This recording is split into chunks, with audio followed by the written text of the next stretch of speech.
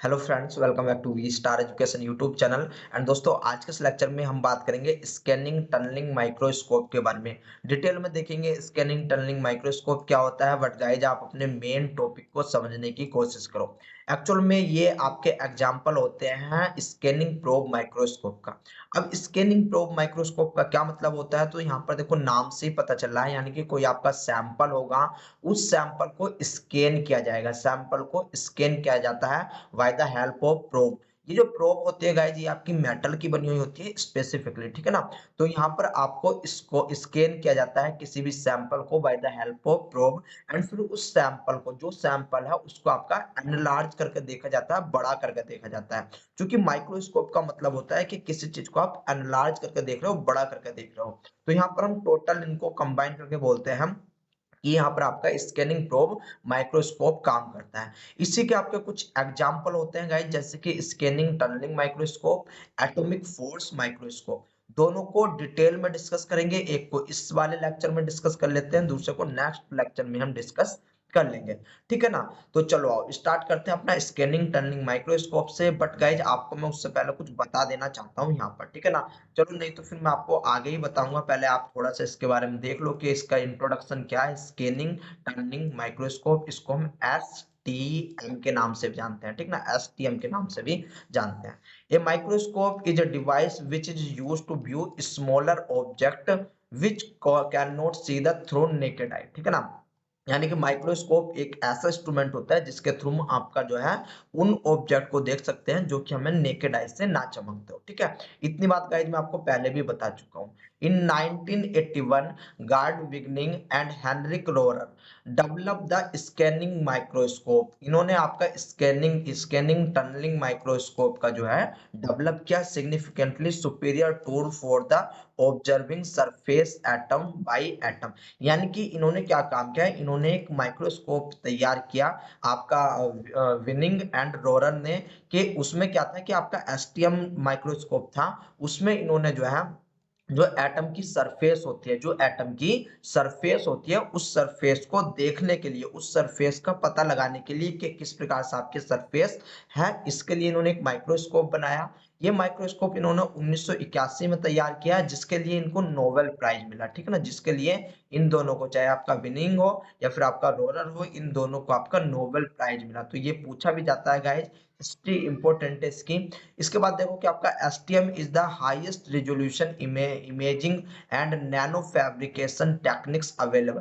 Actual में क्या होता है कि ये जो आपका एसटीएम होता है ना, एसटीएम को केवल हम बायोलॉजी में ही यूज नहीं करते, आपका केमिकल साइंस में यूज करते हैं। केमिकल के कंपाउंड का आपका स्ट्रक्चर देखने के लिए, या फिर आपका फिजिक्स के अंदर यूज करते हैं, ठीक ना, डिफरेंट डिफरेंट मेटल के जो एटम होते हैं उनकी स्ट्रक्चर देखने के लिए।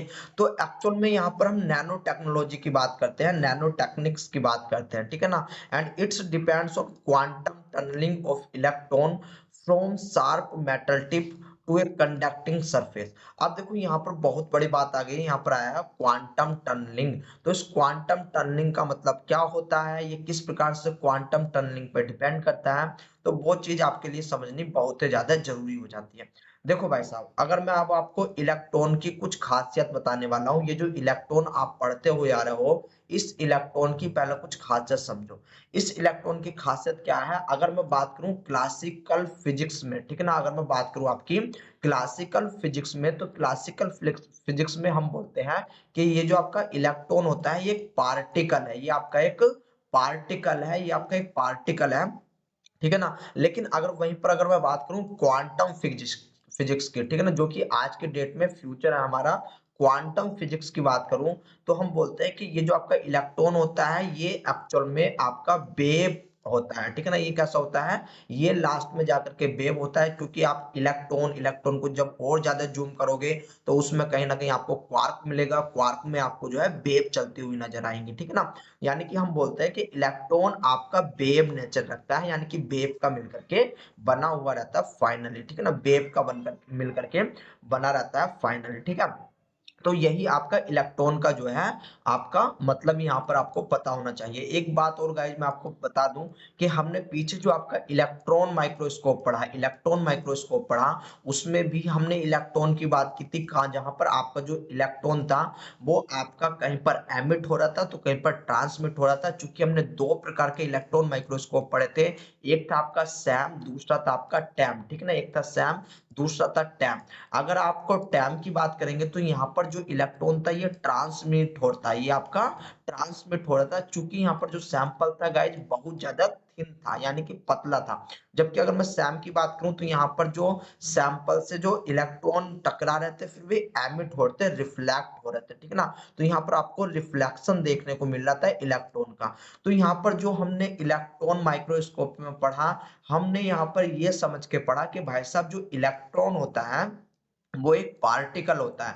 वो क्या होता है? वो एक पार्टिकल होता है, जो कि हम जो है उसी हिसाब से बोल रहे थे कि ये या तो ये इलेक्ट्रॉन जो है ये आपका ट्रांसमिट हो जाए, या तो ये आपका ट्रांसमिट हो जाए या फिर ये आपका रिफ्लेक्ट हो जाए।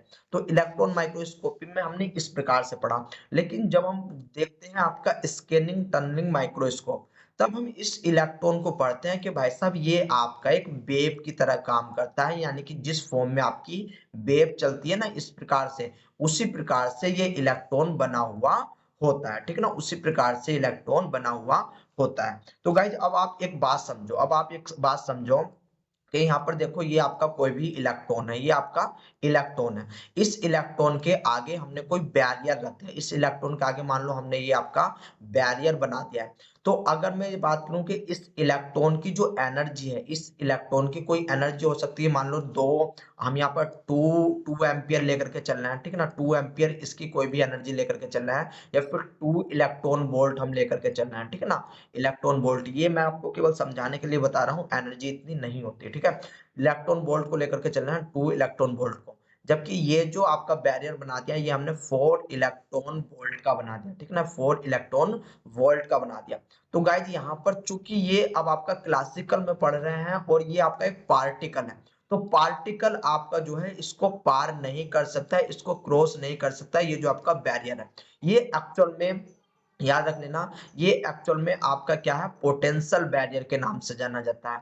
यानी कि यहाँ पर क्या है? In classical mechanism when A particle has insufficient energy, यहाँ पर जो पार्टिकल है उसके पास इनसफिशिएंट एनर्जी है। चूंकि यहाँ पर जो पोटेंशियल है, जो पोटेंशियल बैरियर है उसके पास काफी ज्यादा एनर्जी है, इस वजह से ये इलेक्ट्रॉन आपका जो है दूसरी साइड में नहीं जा सकता है, इसको क्रॉस नहीं कर सकता। It would not be able to overcome a potential barrier, ये आपका जो है आपका क्रॉस नहीं कर सकता इलेक्ट्रॉन को।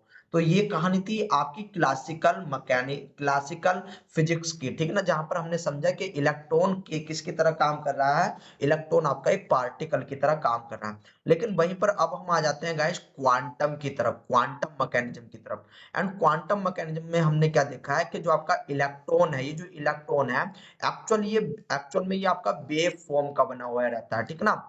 किस फॉर्म का बना रहता है? वेव फॉर्म का बना रहता है। यहाँ पर आपको जो है एक वेव यहाँ से लेकर के यहाँ तक आपको वन वेव दिखाई देती है, फिर इसके बाद पीक होती है। मैंने आपको पहले बहुत कुछ बता रखा है वेव के बारे में, ठीक है ना, कि किस प्रकार से ये आपकी लॉन्गर वेव है, लॉन्गर वेवलेंथ है, ये आपकी शॉर्टर है, कौन सी कितने हाई फ्रिक्वेंसी की होती है, कैसे होती है। तो यहाँ पर वैसे वो सब मतलब नहीं है, खाली अभी आप ये समझो कि जो आपका इलेक्ट्रॉन है वो आपका वेव नेचर को शो कर रहा है। तो मान लो यहाँ पर अभी भी उतना ही है, यहाँ पर 4 इलेक्ट्रॉन वोल्ट का बैरियर लगा हुआ है, लेकिन अभी भी यहाँ पर क्या है, जो इलेक्ट्रॉन है उसके पास केवल और केवल 2 इलेक्ट्रॉन वोल्ट ही है।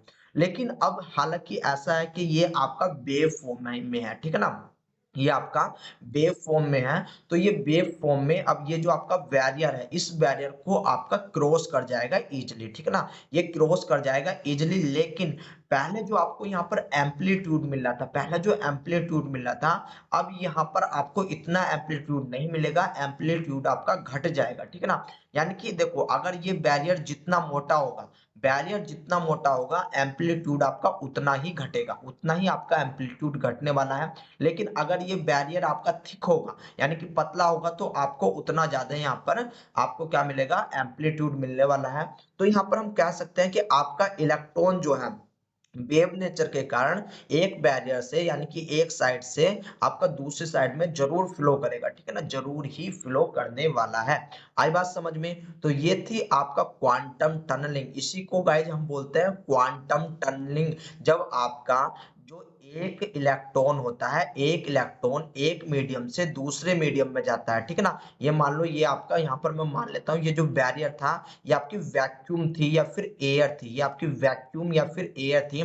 तो यहाँ पर ये इलेक्ट्रॉन निकल करके इस वैक्यूम के थ्रू होता हुआ जब ये आपका दूसरे बैरियर, दूसरे आपका जो है वो दूसरे प्लेस पर जाता है, तो इसी को बोलते हैं गाइज हम आपका क्वांटम बैरियर। लेकिन यहाँ पर याद रखने की कोशिश कर लेना कि आपका जो ये वैक्यूम होता है, इसकी जो लेंथ होती है वो आपकी एंगस्ट्रॉम में होती है, यानी कि बहुत ज्यादा आपका जो है जो डिस्टेंस, जो आपके बीच की डिस्टेंस है एंगस्ट्रॉम में होती है। तभी ये इलेक्ट्रॉन एक जगह से दूसरी जगह आपका वेव की फॉर्म में जंप कर जाता है, ठीक है ना। और इसी चीज को हम बोलते हैं क्वांटम टनलिंग। तो यही चीज आपको जो है अब आगे देखने को मिलेगी क्वांटम टनलिंग में। तो हमने क्वांटम टनलिंग में क्या देखा कि in the quantum world however particle can be often behave like waves. यहाँ पर जो पार्टिकल है वो आपका वेव्स के समान काम करेगा।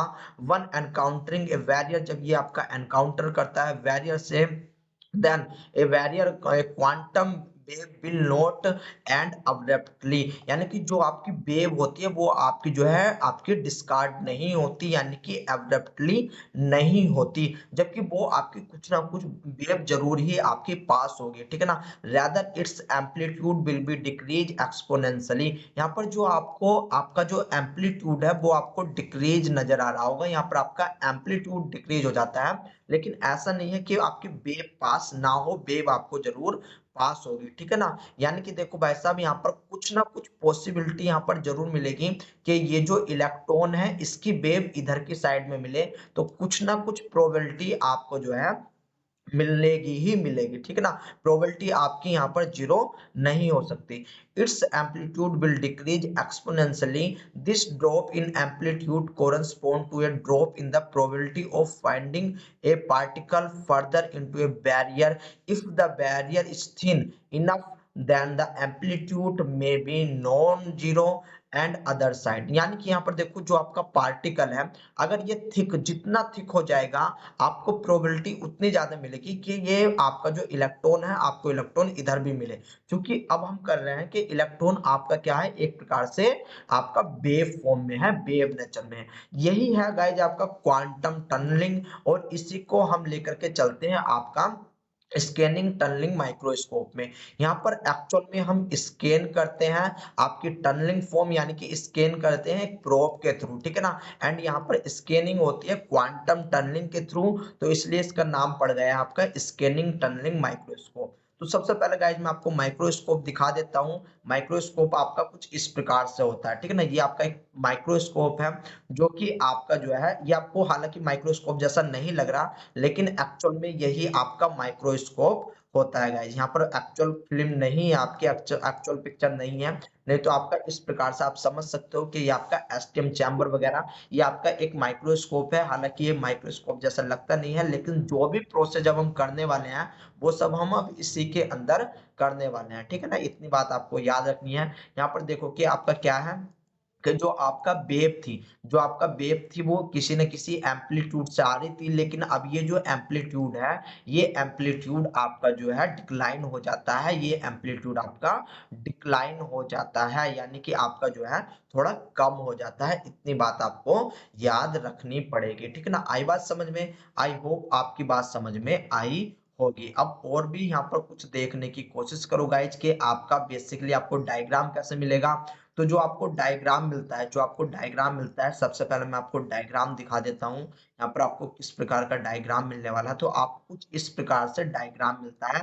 ये आपका डायग्राम रिप्रेजेंटेशन है कि आप देख सकते हो किसी भी एटम का, किसी भी एटम की जो सरफेस होती है उस सरफेस पे किस प्रकार से आपका वो ऊपर नीचे, यानी कि वहां पर आपको जो है सरफेस दिखाई देगी, ठीक है ना। तो ये आपको मिलता है। तो इतनी बात आपने जान ली है, बहुत अच्छी बात है। तो चलिए आइए अब कुछ इसके इंस्ट्रूमेंट की बात करते हैं। इंस्ट्रूमेंट की बात करेंगे तो गाइज आपको और भी ज्यादा समझ में आएगा। तो देखो गाइज ये आपका इंस्ट्रूमेंट होता है, ये इंस्ट्रूमेंट होता है। इस इंस्ट्रूमेंट को समझने से पहले आप यहाँ पर और भी बहुत कुछ समझ सकते हो, जैसे कि जो मैं आपको समझाने वाला हूँ। देखो भाई साहब होता क्या है वो चीज देखने की यहाँ पर आप कोशिश करो। मैं एक खाली पेज ले लेता हूँ, ये मुझको मिल गया खाली पेज। ठीक है, यहाँ पर क्या होता है, मान लो एक मीडियम आपका ये है, ठीक है ना, एक मीडियम आपका ये है एंड दूसरा मीडियम आपका ये है। बीच में आपकी वैक्यूम भरी हुई है, वैक्यूम में हो या फिर आपकी एयर हो। एंड यहाँ पर जो इन बिटवीन डिस्टेंस है वो आपकी एंगस्ट्रॉम में होने वाली है। कितनी होने वाली है? एंगस्ट्रॉम में होने वाली है। मान लो ये आपका कोई भी इलेक्ट्रॉन है, इस इलेक्ट्रॉन को इधर की साइड में पार होना है, यानी कि पास होना है। ठीक है ना, हमको पता है यहाँ पर क्या है कि इलेक्ट्रॉन यहाँ पर वेव की फॉर्म में काम कर रहा है, लेकिन यहाँ पर एक्चुअल में डिस्टेंस है। तो यहाँ पर अब ऐसा तो है नहीं कि ये कूद करके आपका जो है दूसरी साइड में चला जाएगा। आप देखते होंगे जो बिजली के तार होते हैं, जब तक आप एक दूसरे से टच नहीं करते तो आपका करंट पास नहीं होता। सेम यहाँ पर भी है, यहाँ पर हमको करंट पास करना है, इस इलेक्ट्रॉन को फ्लो करवाना है इधर की साइड में। ठीक है ना, इस इलेक्ट्रॉन को फ्लो करवाना है इधर की साइड में। तो हम यहाँ पर हमको एक इलेक्ट्रॉन, हमको यहाँ पर एक पोटेंशियल पोटेंशियल जनरेट करना पड़ेगा, यानी कि हमको एक पोटेंशियल देना पड़ेगा। देखो मैं आपका जो है अब आपके लिए यहाँ पर एक इमेज बना रहा हूँ बड़ी करके। तो मान लो यहाँ पर कोई आपका ये सैंपल रखा हुआ है, ये आपका सैंपल रखा हुआ है। इस सैंपल से इलेक्ट्रॉन निकलेगा, ठीक है ना, ये जो सैंपल है यहाँ से इलेक्ट्रॉन निकलेगा। एंड इस इलेक्ट्रॉन को निकलने के लिए जो यहाँ पर एक प्रोब लगी रहती है, यहाँ पर गाइज एक आपकी प्रोब लगी हुई रहती है इस प्रकार से। ठीक है ना, इस प्रकार से आपकी एक प्रोब लगी रहती है। तो इस प्रोब तक पहुंचाने के लिए अब हमको क्या काम करना पड़ेगा, एक पोटेंशियल जनरेट करना पड़ेगा, यानी कि इसको हमको मिली वोल्ट का कुछ ना कुछ हद तक आपको यहाँ पर जो है वो अपनी तरफ से पोटेंशियल प्रोवाइड करवाना पड़ेगा।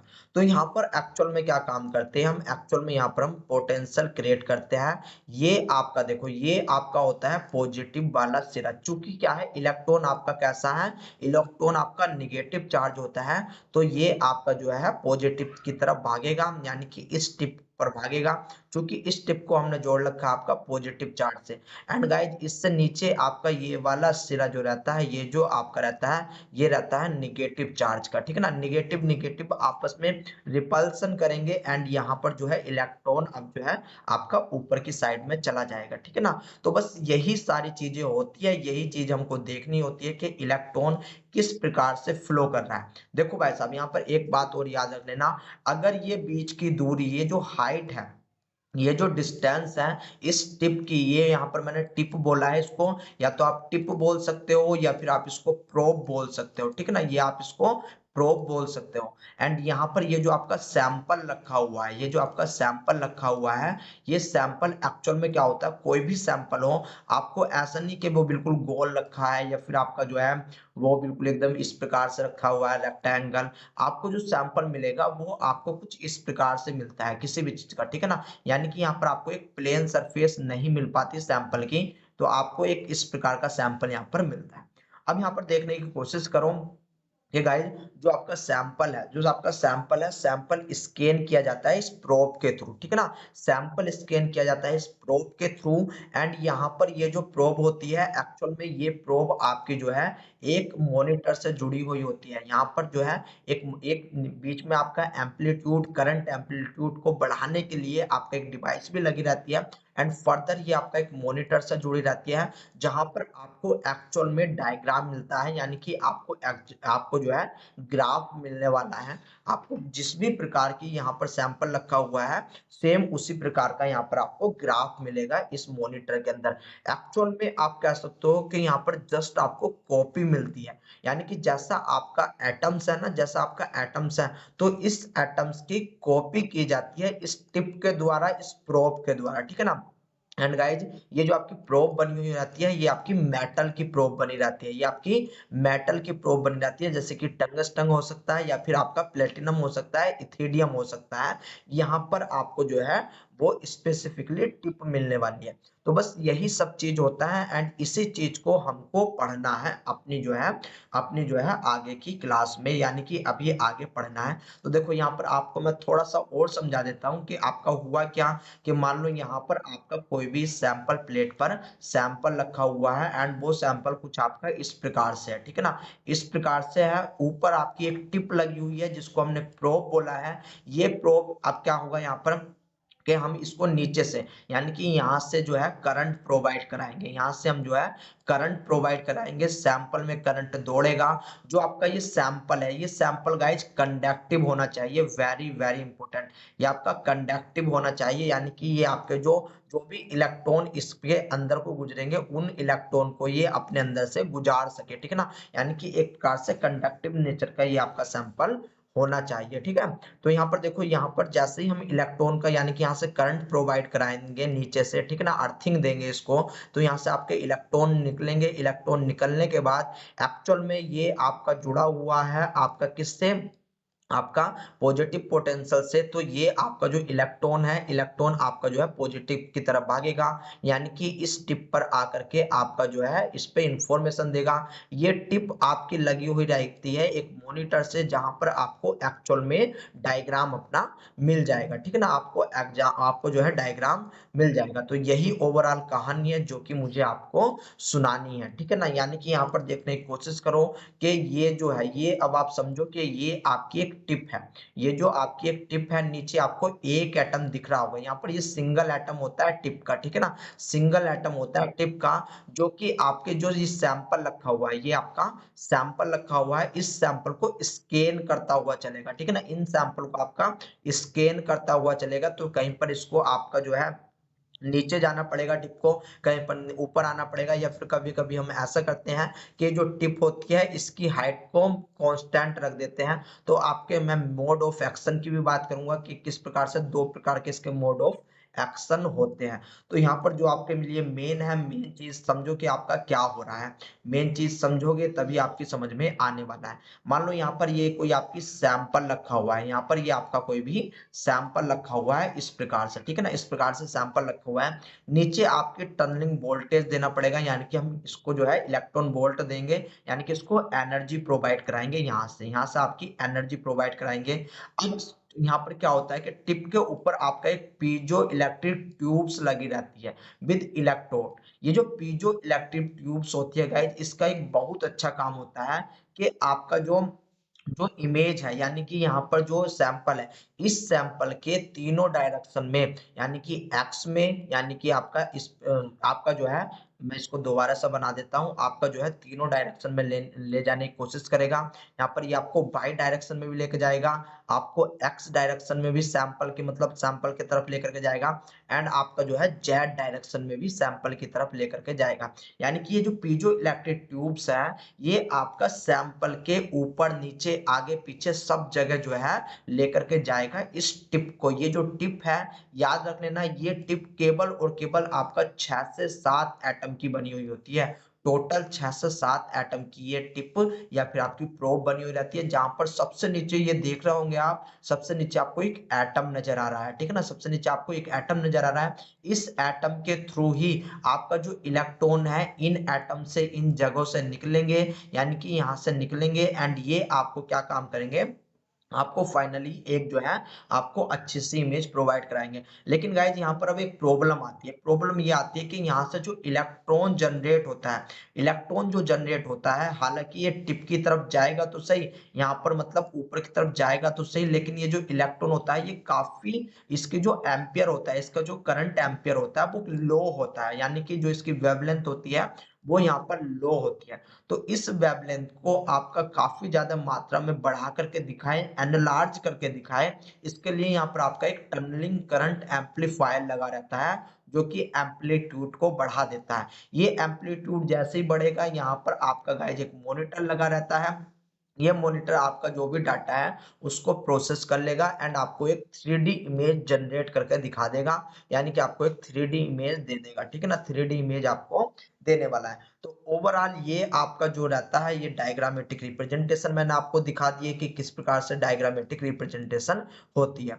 अब इसके मोड ऑफ एक्शन देखो, यानी कि किस प्रकार से काम करता है एंड यहीं से गाइज आपका पूछा जाता है। लेक्चर को 2 से 3 बार देख लेना अगर समझ में नहीं आ रहा है तो, ठीक है ना। बट आपके लिए समझना बहुत ही ज्यादा जरूरी हो जाता है।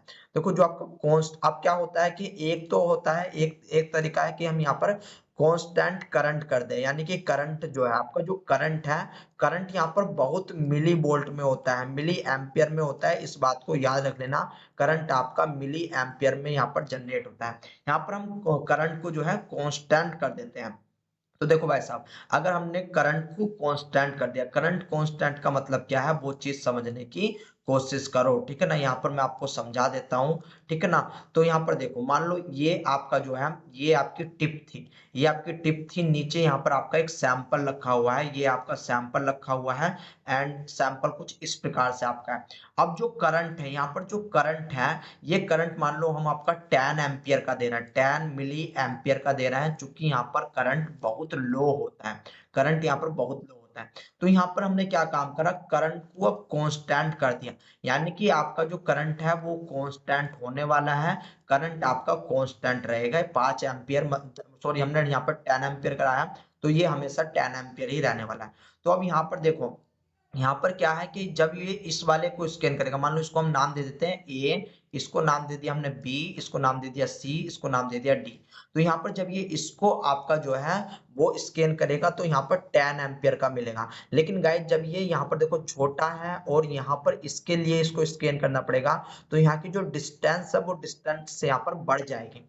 तो अब यहाँ पर डिस्टेंस बढ़ रही है लेकिन हमको करंट उतना ही चाहिए होता है। तो हम क्या काम करते हैं कि जो टिप है, ये जो आपकी जो टिप है, इस टिप को गाइज हम नीचे ले आते हैं, यानी कि इस टिप को हमने यहाँ पर इसके अकॉर्डिंग जो सैंपल है, सैंपल के अकॉर्डिंग हमने टिप को आपका नीचे कर दिया, जिससे हमारा जो करंट है वो आपका 10 एम्पियर ही रहा, ठीक है ना, 10 एम्पियर ही रहा। फिर इसके लिए सी के लिए भी ऐसा करेंगे, डी के लिए भी हम ऐसा करेंगे, यानी कि यहाँ पर जब हम करंट, याद रख लेना, करंट को कांस्टेंट करते हैं तो हमको एक्चुअल में टिप की मूवमेंट करनी पड़ती है, हमको टिप की मूवमेंट करेंगे एंड टिप की जो मूवमेंट होती है, जो टिप की मूवमेंट होती है एक्चुअल में यही कैच करी जाती है आपके जो है जो भी मॉनिटर लगा रहता है उसके थ्रू, ठीक है ना। एंड वही आपको जो है रिजल्ट प्रोवाइड कराने वाला है।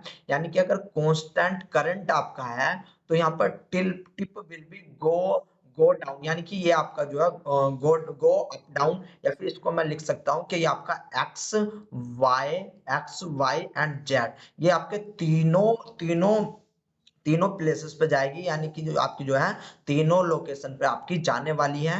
And detector detect this phenomena, और जो डिटेक्टर रहेगा वो आपका जो है जो ये टिप मूवमेंट कर रही है इस टिप के मूवमेंट को जो है आपका आइडेंटिफाई कर लेगा एंड आपको फाइनली एक रिजल्ट प्रोवाइड करवा देगा। तो ये था आपका कांस्टेंट करंट की कहानी। अब इसके बाद आता है गाइज आपका कांस्टेंट हाइट। अब यहाँ पर क्या था कि हम जो है हाइट को ऊपर नीचे कर रहे थे, लेकिन अब दूसरे में क्या है कि आपका जो है जो हाइट है उसको हमको कांस्टेंट रखना पड़ेगा, यानी कि इस हाइट को हम ऊपर नीचे नहीं कर सकते। तो यहाँ पर हम ऊपर नीचे नहीं कर सकते, तो गाइज एक्चुअल में क्या होता है देखो भाई साहब, अब यहाँ पर मान लो मैं आपको समझाने की कोशिश करता हूँ एक नेक्स्ट पेज पे, एक्चुअली मुझे कोई खाली पेज लेना चाहिए था लेकिन मैंने नहीं लिया, गलती कर दी। यहाँ पर देखने की कोशिश करो कि आपका जो ये टिप है, अब ये टिप आपके जो है एक जगह हमने सेट कर दी, यानी कि इस टिप को हम नहीं हटाएंगे नहीं हिलाएंगे, ये कांस्टेंट कर दी हमने ये टिप, ठीक है ना। यानी कि जो आपकी टिप है वो यहाँ पर कांस्टेंट हो चुकी है। अब यहाँ पर देखने की कोशिश करो, जो आपका सैंपल है, सैंपल कुछ आपका इस प्रकार से लगा हुआ है, ठीक है ना, सैंपल आपका कुछ इस प्रकार से है। यहाँ पर देखने की कोशिश करो कि आपकी जो टिप है, ये टिप तो अब कांस्टेंट है, लेकिन गाइस यहाँ पर देखो अब डिस्टेंस के हिसाब से चलेंगे। ये जो आपका यहाँ पर जो डिस्टेंस मिल रही है इसको मान लो h1 डिस्टेंस मान लो, फिर इसके बाद टिप आगे बढ़ेगी यानी कि स्कैन करती हो जाएगी तो आपको इतनी डिस्टेंस मिलेगी, फिर टिप और आगे बढ़ेगी तो आपको ये डिस्टेंस मिलेगी, इसको आप h सेकंड मान लो, यानी कि हाइट सेकंड मान लो एंड इसको आप हाइट थर्ड मान लो, ठीक है ना। तो यहाँ पर आपको डिफरेंट डिफरेंट टाइप की क्या मिलने वाली है, हाइट मिलेगी। एंड यहाँ पर जो हाइट डिफरेंट डिफरेंट टाइप की मिल रही है गाइज, उसी के अकॉर्डिंग हम अपने ग्राफ को जनरेट करेंगे, हम अपनी जो है इमेज को जनरेट करने वाले हैं। एंड ये इमेज भी गाइज आपको 3D इमेज मिलेगी, यानी कि 3 डायमेंशन इमेज मिलने वाली है। यानी कि जो अब आपकी हाइट है, यहाँ पर देखो ये आपकी पहले हाइट ये थी, दूसरी हाइट ये आई, तीसरी हाइट ये आई, तो यहाँ पर आपको डिफरेंट डिफरेंट हाइट मिलने वाली है। यानी कि tip will not move, tip आपकी अब मूव नहीं करेगी जब आपका हाइट जो है कांस्टेंट होने वाला है। And current will be different. यहाँ पर क्या मिलने वाला है, देखो अब यहाँ पर आपको जो है, जो गाइस यहाँ पर देखो मैंने आपको बताया है कि आपका जो है हाइट डिफरेंट आ रही है। इस हाइट डिफरेंट में ये जो आपका हाइट डिफरेंस आ रहा है, यहाँ पर अब आपको अलग अलग करंट मिलेगा। यानी कि मान लो यहाँ पर हाइट मान लो आपकी कितनी थी, मैं लेकर के चल रहा हूँ यहाँ पर आपके लिए कि आपकी 10 मिली एम्पियर थी, 10 मिली एम्पियर थी। तो यहाँ पर नहीं, सॉरी, यहाँ पर जो हाइट थी, हाइट जो थी वो मान लो 10 एंगस्ट्रॉम की थी, 10 एंगस्ट्रॉम की हाइट थी। एंड यहाँ पर मैं बोल सकता हूँ कि जो करंट है, करंट आपका मान लो 5 मिली एम्पियर का बना, ठीक है ना, 5 मिली एम्पियर का बना। जबकि जो आप नेक्स्ट देखोगे सेकंड पे भी आपको इक्वल टू सेम ही मिल रहा है, 5 एम्पियर के आसपास का ही करंट मिल रहा है। लेकिन जब आप थर्ड पे जाओगे तो यहाँ पर आपकी हाइट कम हो गई, अराउंड यहाँ पर हाइट में मान लेता हूँ कि हाइट जो आपकी वो 4 एंगस्ट्रॉम की हाइट हो गई है। तो जो आपको करंट है, जो आपको यहाँ से इलेक्ट्रॉन फ्लो होंगे, इलेक्ट्रॉन को कैच करने के लिए अब आपके इलेक्ट्रॉन आसानी से कैच किए जा सकते हैं इस टिप से। देखो गाइज मैंने आपको पहले ही बताया था कि मान लो अगर ये आपकी टिप है, ठीक है ना, ये आपकी टिप है, तो आपका सैंपल जितना नजदीक होगा इलेक्ट्रॉन उतनी जल्दी से कैप्चर कर लिए जाएंगे। यानी कि अगर ये सैंपल की हाइट यहाँ पर है एंड टिप यहाँ पर है, तो यहाँ पर देखने की कोशिश करो तो आपके जो है इलेक्ट्रॉन तेजी से फ्लो करेंगे, इलेक्ट्रॉन जो है आसानी से फ्लो कर जाएंगे। लेकिन वहीं पर अगर डिस्टेंस आपकी बहुत ज्यादा हुई, इतनी हुई, तो यहाँ पर इलेक्ट्रॉन जो रहेंगे वे आपका जो है अच्छे से फ्लो नहीं कर पाएंगे। तो यहाँ पर जो करंट है, जहां पर इलेक्ट्रॉन अच्छे से फ्लो नहीं कर पा रहा है, तो यहाँ पर करंट आपको कैसा मिलने वाला है, मतलब बहुत कम करंट मिल रहा था। जबकि यहाँ पर जो आपका जो डिस्टेंस अगर कम है, तो यहाँ पर आपको करंट बहुत ज्यादा मिलेगा। बहुत ज्यादा का मतलब है कि यहाँ पर जो करंट है वो आपको अराउंड 10 मिली एम्पियर का मिलेगा। यानी कि जब आपकी हाइट कांस्टेंट थी, जब देखो, जब आपकी हाइट कांस्टेंट थी, तो हाइट कांस्टेंट में आपको क्या मिल रहा है, जो करंट है अब आप डिफरेंशिएट कर सकते हो करंट के बेस पर, क्योंकि यहाँ पर आपको डिफरेंट डिफरेंट टाइप का करंट मिलेगा, यहाँ पर आपको डिफरेंट डिफरेंट टाइप का करंट मिलेगा। यानी कि tip will not move but current will be different, यहाँ पर करंट आपका डिफरेंट होने वाला है। So we can easily create a graph by the detector, यानी कि हम डिटेक्टर के थ्रू एक ग्राफ को आपका जो है जनरेट कर लेते हैं, बना लेते हैं, ठीक है ना। आई बात समझ में। तो अब इसका प्रिंसिपल देखने की कोशिश करो कि इसका प्रिंसिपल क्या होता है। The basic principle used in scanning tunnelling microscope is the tunnelling of electron, यानी कि इलेक्ट्रॉन कितना टनल कर रहा है, कितना आपका जो है वो टिप पर पहुंच रहा है, यानी कि सैंपल से कितना आपका जो है टिप पर पहुंच रहा है between the sharp metallic tip, जो टिप होती है वो आपकी मेटेलिक की बनी जाती है, of the probe and the surface of the sample, यानी कि जो सैंपल का सरफेस है जहां पर आपको जो है वो अलग अलग प्रकार का जो है लोकेशन मिल रही है, तो उसको किस प्रकार से ट्रैक कर रहा है।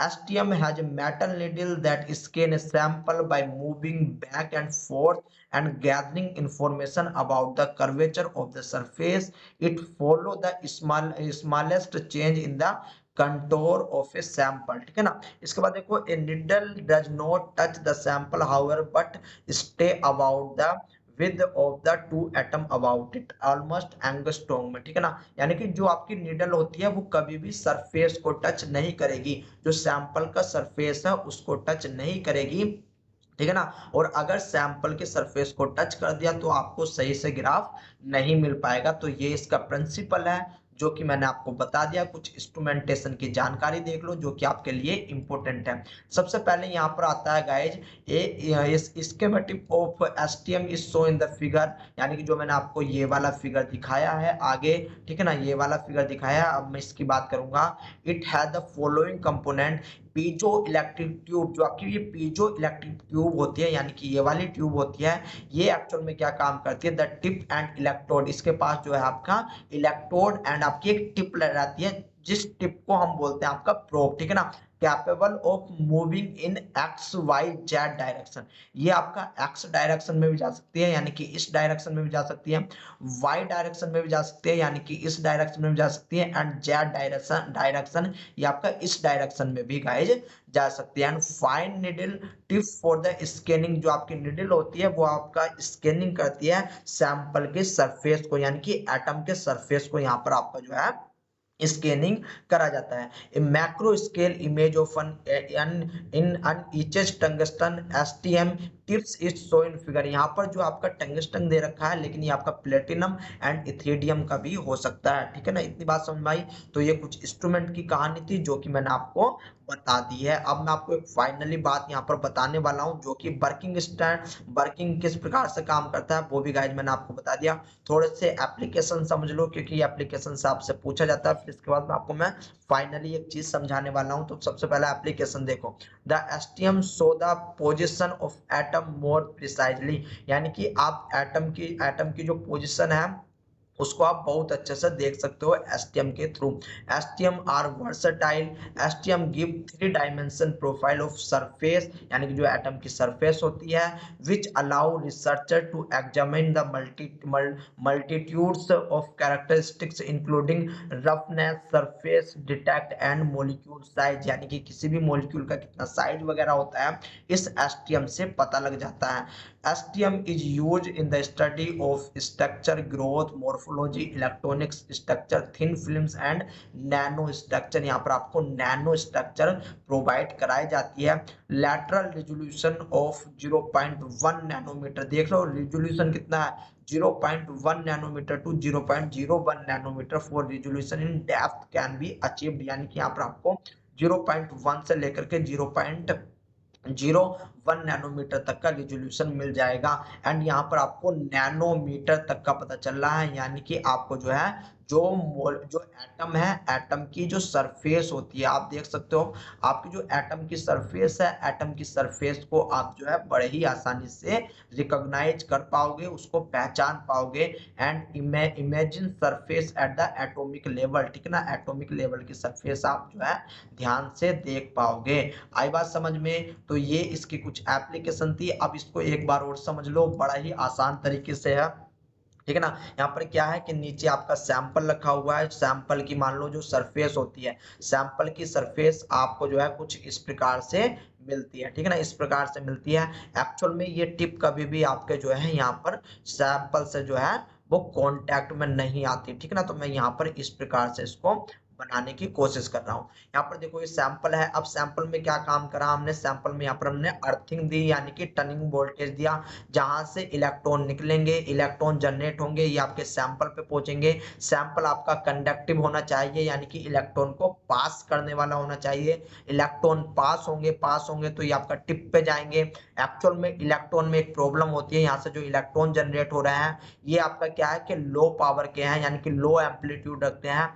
तो यहाँ पर इनके एम्पलीट्यूड को बढ़ाया जाता है, जिसको बढ़ाते हैं आपका टनलिंग करंट एम्पलीफायर के थ्रू, ठीक है ना, टनलिंग करंट एम्पलीफायर के थ्रू। यहाँ पर आपका एम्पलीफायर के थ्रू करंट यानी कि एम्पलीट्यूड बढ़ाया जाता है, जिसको फर्दर जो है स्कैन किया जाता है। एंड आपका फर्दर डिटेक्टर के थ्रू, यानी कि जो आपका सीपीयू होता है, सीपीयू में आपका सॉफ्टवेयर होता है, एंड उसके थ्रू आपको जो है फाइनल इमेज मिल जाती है, ठीक है ना, फाइनल इमेज मिल जाती है। बट याद रख लेना, कभी भी सैंपल एंड आपका जो प्रोब है उनके बीच में टच नहीं होगा, यहाँ पर आपको टचिंग देखने को नहीं मिलती। एंड फाइनली आपको गाइस ग्राफ मिल जाते हैं, जो कि आपके इस प्रकार के ग्राफ होते हैं, जो कि आपको मैंने यहाँ पर दिखाए हैं। कुछ आपको इस प्रकार से 3D ग्राफ यहाँ पर मिल जाएंगे। क्योंकि यहाँ पर 3D ग्राफ क्यों मिल रहा है, क्योंकि यहाँ पर आपकी पीजो इलेक्ट्रिक ट्यूब्स लगी हुई है, जो कि आपके जो जो मूवमेंट है, जो आपका टिप का मूवमेंट है, टिप के मूवमेंट को आपका